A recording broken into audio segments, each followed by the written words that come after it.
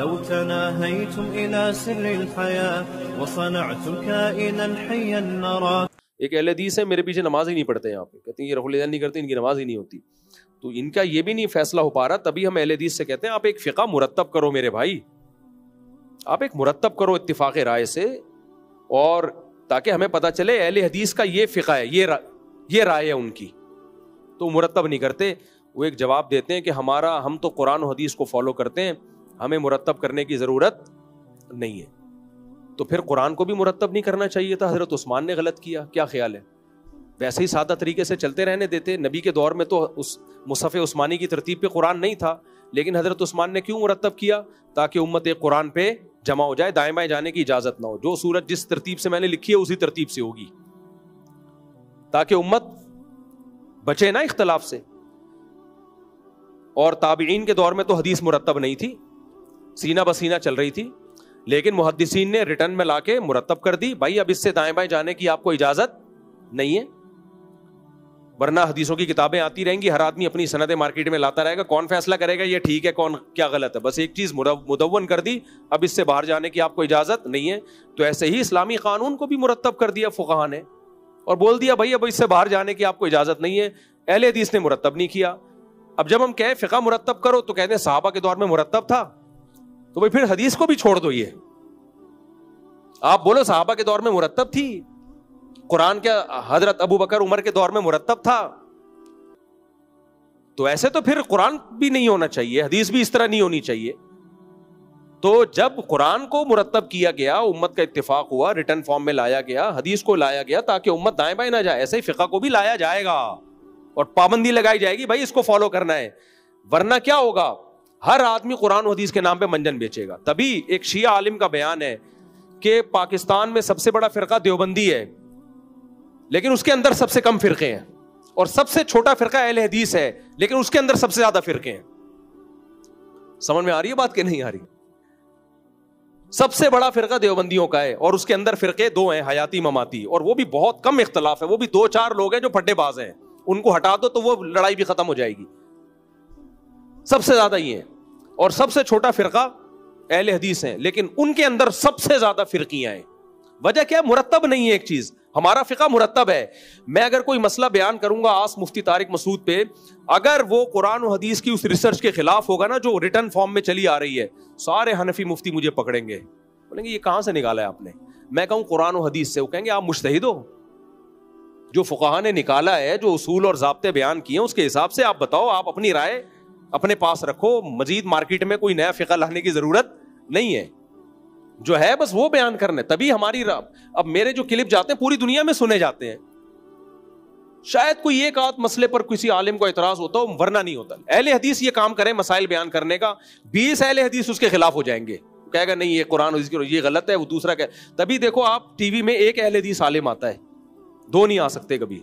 جس دن 2 اہل حدیث عالم بیٹھے نا, مجھے لا کے بٹھا دو, دیکھو ان کی آپس میں کتنا ہر عالم کی ہر مسئلے میں رائے دوسرے سے ڈیفرنٹ ہوگی. یہ گراؤنڈ ریئلٹی ہے, یہ مشاہدے پر مبنی حقیقت ہے. یہ کوئی میں اہل حدیث کے بغض میں نہیں کہہ رہا, جتنا میں دیوبندیوں میں اہل حدیث کو فیور کرتا ہوں نا, اتنا کوئی نہیں کرتا.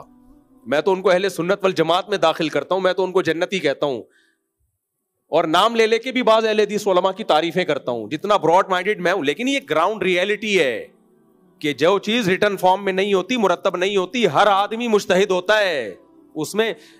اب یہ انجینئر علی مرزا بھی تو اہل حدیث ہی ہے اصولی طور پر, یہ کہتا ہے میں قرآن و حدیث سے اجتہاد کروں گا. کر لیا اجتہاد, کیا بیڑا غرق کر دیا یار.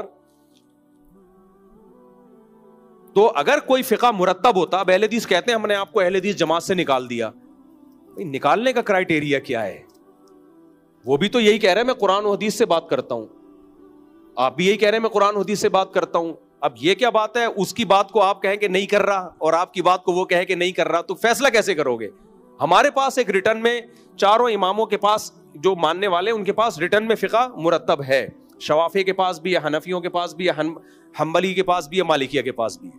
اس سے ہم ہٹنے کی اجازت نہیں دیتے کہ بھئی آپ کی جو قرآن و سنت کی رائے ہے نا, آپ نے اپنی نئی رائے نہیں لانی ہے. یہ سب قرآن و سنت ہی سے لکھے گئے ہیں, تورات انجیل سے نہیں لکھے گئے. اب اسی کے اندر رہنا ہے آپ نے.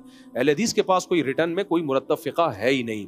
اس کا نتیجہ یہ نکلا ہے کہ یہاں اپنی ریسرچ ہوگی, اس مسجد کے امام کی اپنی ریسرچ ہوگی, اس کے امام کی اپنی ریسرچ ہوگی, اس کی اپنی ریسرچ ہوگی, تو اجتماع میں بس سب شریک ہوتے ہیں, صحیح ہے نا, باقی سب کی. اور عجیب سے عجیب بات یہ کہ ان کے مدارس میں عالم کیسے بناتے ہیں, میں تو اس پہ حیران ہوتا ہوں.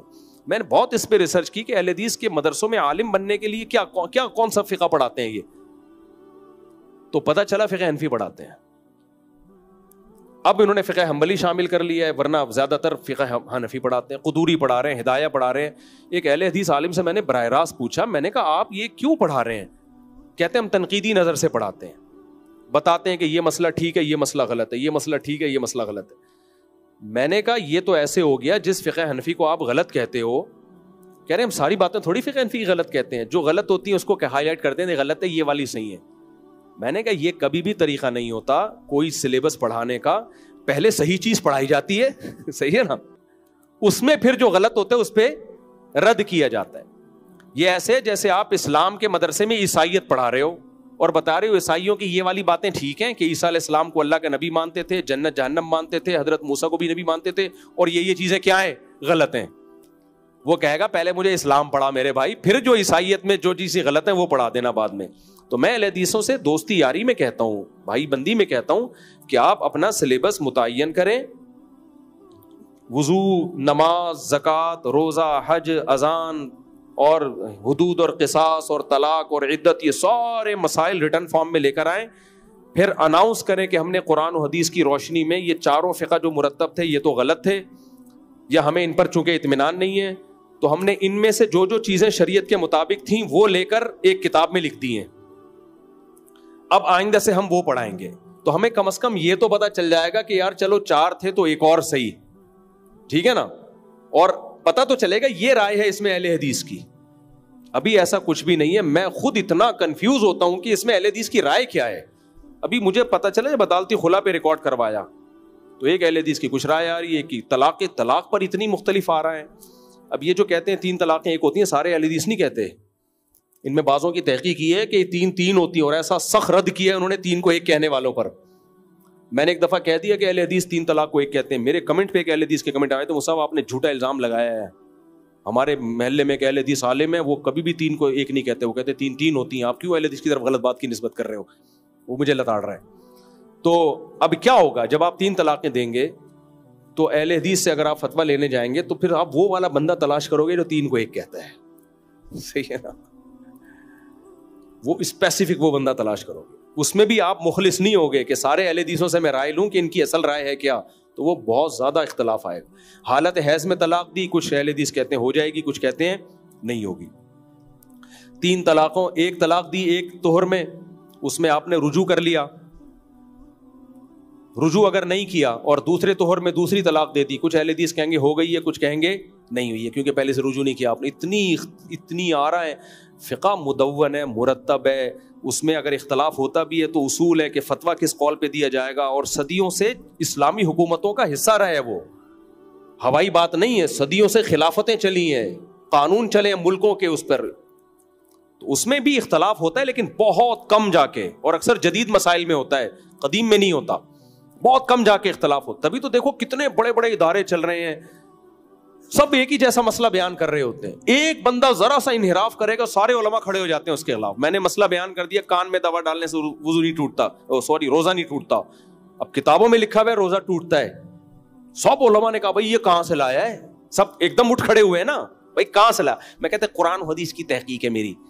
کہتے کیا تو ابھی نیا آیا ہے مارکیٹ میں, قرآن حدیث سے پہلے کوئی کسی نے تحقیق نہیں کی ہے کیا؟ جنہوں نے کی ہے ان کی تحقیق پیش کرو نا. تو پھر میں نے کتنی لمبی دلائل دی ہے, بھائی ہمارے فقہا نے کہا تھا کہ کان میں دوا ڈالنے سے روزہ ٹوٹتا ہے. ان کا خیال یہ تھا کہ کان کا کوئی راستہ حلق تک یا دماغ تک پہنچتا ہے. اب جدید تحقیق نے ثابت کر دیا کہ کان میں دوا ڈالنے سے نہ حلق میں پہنچتی ہے نہ دماغ میں پہنچتی ہے. تو فقہا نے جس بنیاد پہ وہ مسئلہ بیان کیا تھا وہ بنیاد غلط ہونا ثابت ہو گئی.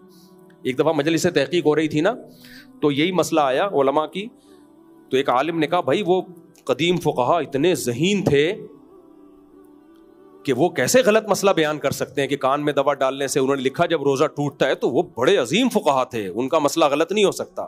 تو ہمارے عالم نے جواب دیا بڑا زبردست کہ وہ فقہا تو عظیم تھے, اس زمانے کے طبیب اتنے عظیم نہیں تھے جتنے آج کی. میڈیکل سائنس نے جو فقہ نے اس وقت ترقی کی تھی دین کے علوم نے, تو علماء میں ان کے ٹکر کا کوئی نہیں ہے، لیکن میڈیکل سائنس نے آج ترقی کی ہے.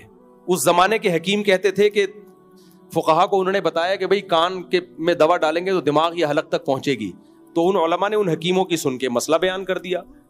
تو کہا کہ آپ آج کے علماء کو ان علماء سے کمپیئر تو کر رہے ہیں، لیکن آج کے ڈاکٹروں کو ان حکیموں سے کمپیئر نہیں کر رہے. تو میڈیکل سائنس نے دودھ کا دودھ پانی کا پانی کر دیا. انہوں نے بتا دیا بھائی کان میں دماغ تک یا حلق تک پہنچنے کا کوئی راستہ ہے ہی نہیں. کان میں جتنا بھی پریشر سے کوشش ڈالو نا حلق تک نہیں پہنچے گی، اللہ یہ کان کا پردہ ہی پھٹ جائے ایک الگ بات ہے. تو جب پہنچ ہی نہیں رہا تو روزہ کیسے ٹوٹے گا؟ تو میں نے جو مسئلہ ریکارڈ کروایا کتنا بڑا ایشو، لیکن اہل حدیث کچھ بھی کرواتے رہے کوئی ایشو نہیں بنتا.